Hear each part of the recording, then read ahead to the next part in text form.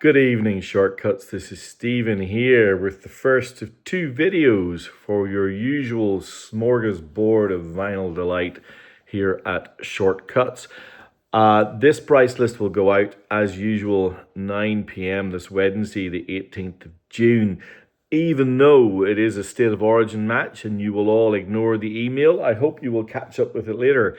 And I have tried really hard to make this list as compelling as possible to compete with the footy. For those of you who are watching who aren't on the price list, drop me an email at shortcutsrecordsaus@gmail.com. As has been tradition over the last little while, a little plug for my record fair. It is today fortnight at the Manly, the hotel staying in Manly, starting at 11 a.m. Those who come early will get entered into draws for some free vinyl. I'm very excited about the event. I'm really looking forward to it, and I hope you will all love it. All right. Now, I've been collecting up a lot of really cool records in prep for the fair, but as you are my number one club, you get to see them all before the folks at the fair. Now, this list I'm pretty excited about. This is a list of some of my favorite records of all time from the 80s and from the 70s. And there's a little touch of 90s as well, but primarily 80s and 70s. I'm going to start with the 80s for obvious reasons, which you are about to see. But I'm going to start with an observation, and that is that the variable quality of vinyl in Australia in the 70s becomes a little bit less clear in the 80s. There are quite a few records in both lists today, because my list, my second list will have some Japanese funk and soul, but we'll have a big collection of Aussie 80s records. This list has a lot of British bands on Aussie vinyl, and I happen to have some UK first presses of most of these records, and I think these records absolutely compare. We did some blind testing here today, and a lot of us could not tell the difference, and that's a good thing. I think that the quality of the slays, the quality of the inners, but the quality of the vinyl and the pressing has definitely increased, particularly with these types of records, which you're about to see. Finally, before we get into the list, the standard, this came from a collection of someone who treated these records with absolute respect. They are in amazing condition. I mean that as good as Japanese vinyl, if not better. In terms of condition, they're that good. Right, well, I got two of the greatest debut albums of all time to start with. Both of them are 80s bands from Manchester. I'm going to start with this one. Let me get back to my list here so I make sure I know what's coming. This is the debut album by a little known beat combo from Manchester, Salford, called The Smiths. Now, this is an absolutely pristine Australian first press. It is in perfect condition. I played it earlier. It is silent and it sounds great. Comes with the inner. You just have to trust me in the quality of these records. You will be thrilled. Now, 1984, The Smiths. This. How do you describe? I mean, my first recollection of the Smiths was the single "Girlfriend in a Coma" being played on Top of the Pops, and my mum, Bowie, don't start. My mum being horrified, absolutely horrified at this, and I remember having the argument with her that it was just a song, and she was like, "You can't say that. This is not what I want to hear on Top of the Pops." I guess the Smiths were an antidote to the likes, I guess, of Adamant and Spandau Ballet. They were something very different. And this debut album, there they are. Look at this. Morrissey, Johnny Marr, Andy Rourke, and Mike Joyce. What a shame if it fell apart the way it did. But anyway, this quartet just sprang out of nowhere with this lyrical and melodic brilliance. The album, I think, Reel Around the Fountain, the opening track, is one of the great opening tracks of the 90s. The drumming is incredible. The way the instrumentation builds, Johnny Marr's Rickenbacker, which kind of set the scene for jangle pop through pretty much the next 10 years, is just amazing.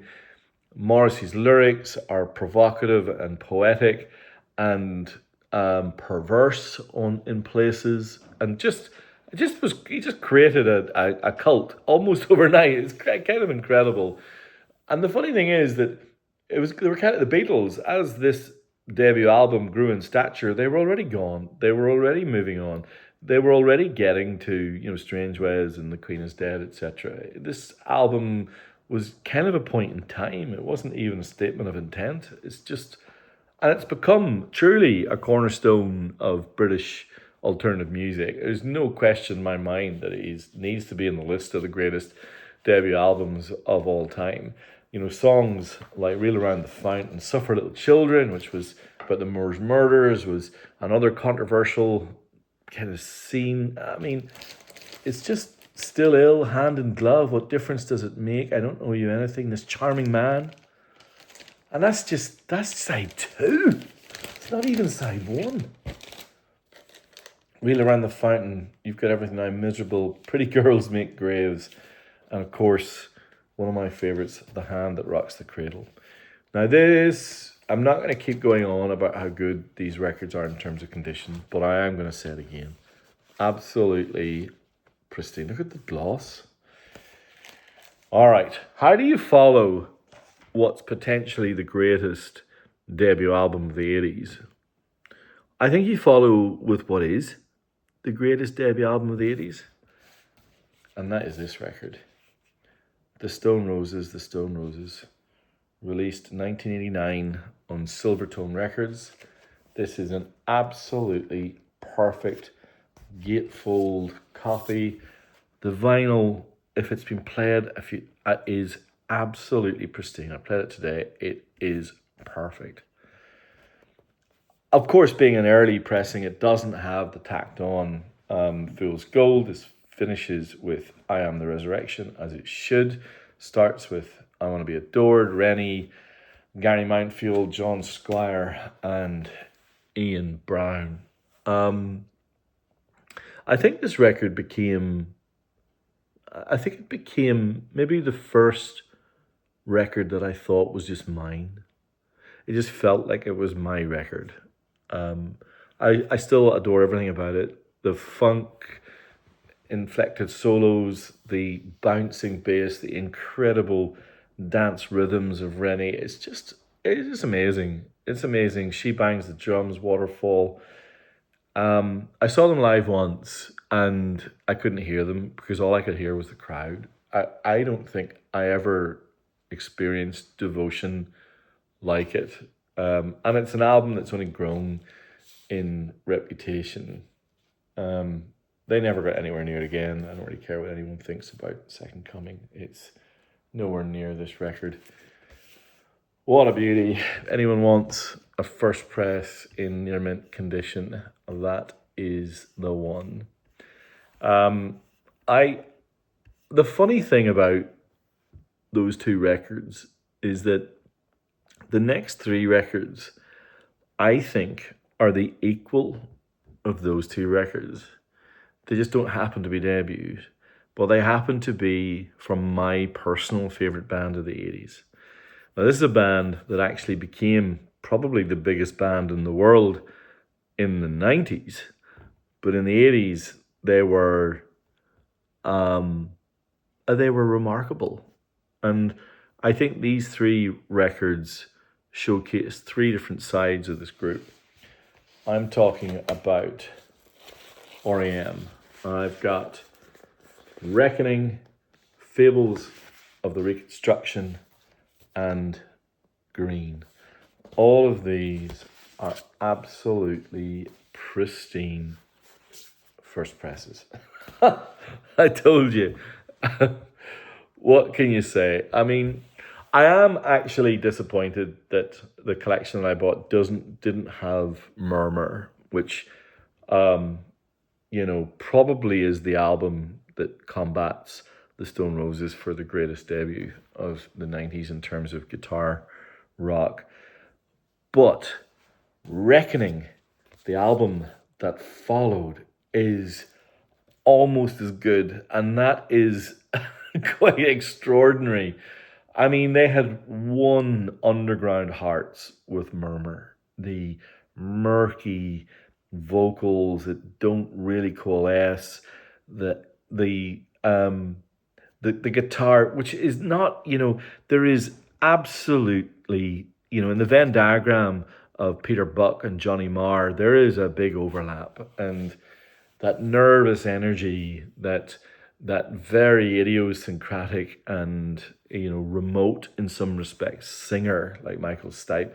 I mean, REM probably were America's Smiths, but they stayed together, unlike the Smiths. So you've got Reckoning. I think in the final Reckoning, this record is probably in my top three of my personal favorite REM records. I love how it sounds. There's something about this synergy of these nervous drums, supple bass lines, and these incredible guitar players and vocals that just totally work on 80s vinyl.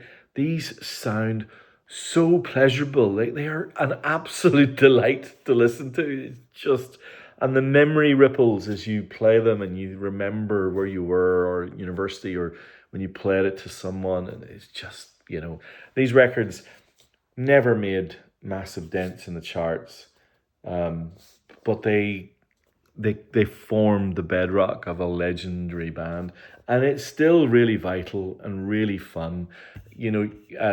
Camera, one of the most beautiful REM songs they ever released. I mean, this Camera is what leads to Night Swimming, what leads to Everybody Hurts. It's so powerful. About Don't Go Back to Rockville still introduces you to Mike Mills, the greatest harmony backing singer I think ever, but he gets his chance in the sunlight and the song's incredible. I love this album. I love it.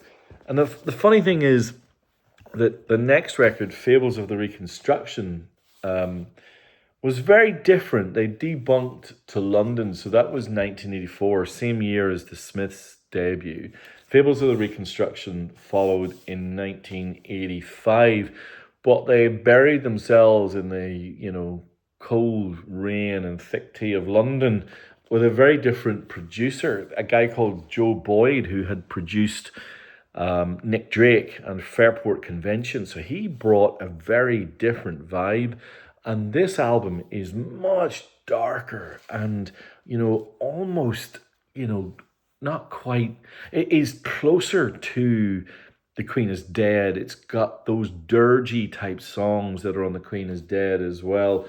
So, I think, and again, I'm just going to show you the condition of this. This inner is perfect. Feeling Gravity's pull. Green Grow, The Rushes, Can't Get There From Here. Driver 8, Old Man Kenzie. All of these are songs that are so evocative to me. Maps and Legends. I wonder if it's the same for you folks when you think of REM. And I know what they became in the 2000s. I know what they were in the 80s, in the 90s. But in the 80s, they were a band that you could completely adore. I went to America on a summer camp, and one of my most vivid memories was being in a record store in America with CDs at the time and finding the tall box CD cases because they hadn't been able to swap out all of the vinyl racks, so they had to make CDs fit, and taking them home and just being so thrilled that I found Reckoning and I found Fables of the Reconstruction. I bought them in CD in America and brought them back to Ireland. I was showing them off to my friends who were like, what is this band? They sound crap. I love it. I love it. Fables of the Reconstruction.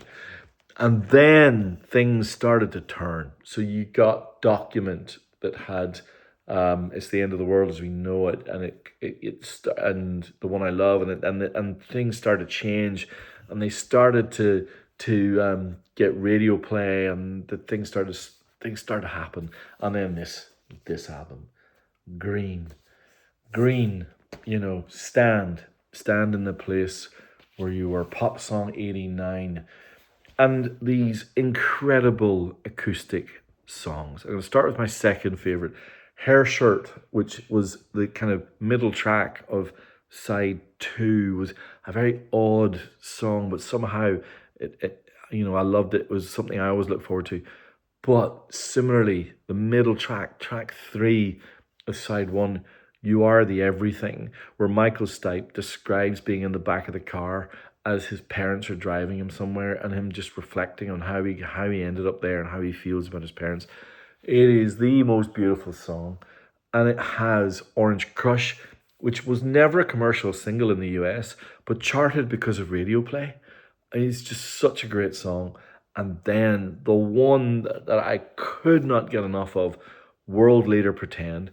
World Leader Pretend just rocked my world. I thought that song was just spectacular. What a great, great, great triptych of albums. I've never done that before. I've never put three of the same artist on a list, but these are so good and such great records. I had to. Please forgive me. And I'm sorry if you were hoping for, if you were hoping for Automatic for the People, or oh gosh, what was the other one called? Out of Time. I know those records are loved. I love these ones more. I just do. And the funny thing is, in any given week, this next record is the opening, is the showcase. What an album this is. Vie on Fleece by Van Morrison. 1974, the year of my birth. This has an argument for being the greatest album of 1974. And it is also the album that is missing from most people's Van Morrison collection. Although I have one more to come from Van that I think some of you will be delighted about. Vie on Fleece, one of his most introspective and mysterious works. I think even more mysterious than Astral Weeks. It really is. Look at that sleeve with the Irish wolfhounds. And it's got these odd things. The tracks are listed here, but they appear on the album in a completely different order. Lyndon Arden stole the highlights. Streets of Arklow, some of the most evocative songs as an Irishman that you will ever have. But the opening track, Fair Play, 7 minutes of absolute perfection. I think this song is a stone cold classic. Stone cold classic. And look at this track here. You don't pull no punches, but you don't push the river. Oh, it's such a cool song. It's complete stream of consciousness. He's just clearly making the lyrics up as he goes. It's an absolute thrill to listen to. This album was completely overlooked when it was released. Maybe the tone, maybe, I don't know. I mean, it's effectively a divorce album, so it's pretty sad in places. But I think it's an absolute joy. And the funny thing about Van Morrison is that his career had ebbs and flows. This record oh gosh, what year was this one? 1990.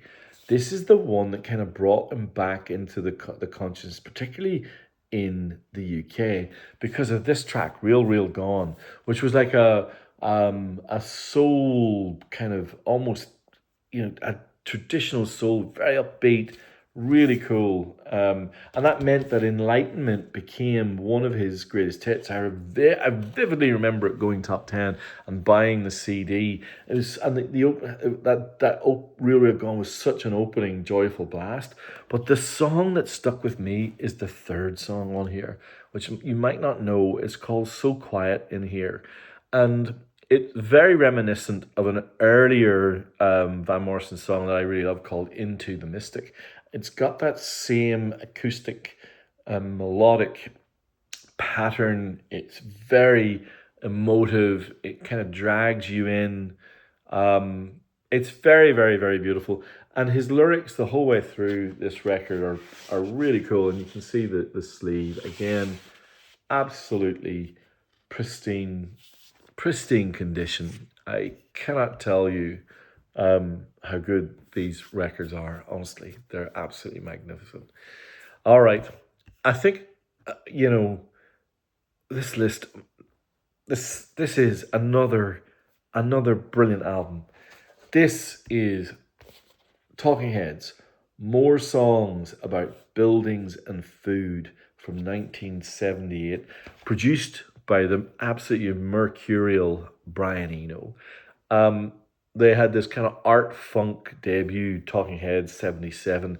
And this album is where I think the Talking Heads that we all know and love is truly born. You get the cover version of Take Me to the River. The whole opening side. Thank you for sending me an angel with our love, the good thing, warning signs, the girls want to be with the girls, found a job. There are 6 tracks. Each of them have a very unique sonic fingerprint, and they are all, every one of them, amazing. It is a great side of music, and I think this record's somewhat lost because it doesn't have a psycho killer. It doesn't have that killer, I guess, kind of alt punk track, but it does have "Take Me to the River," which is still, I think, one of the great cover versions that has ever been. It was massively critically acclaimed at the time, so don't think that that people slept on this record. They really, people knew how good it was, and it's just another, since David Byrne's just announced a new album, he's coming to play. It's just nice to have it back on the conscience again, and it's so great. Okay, oh my gosh, I've still got 4 to go. I'm gonna have to be quick.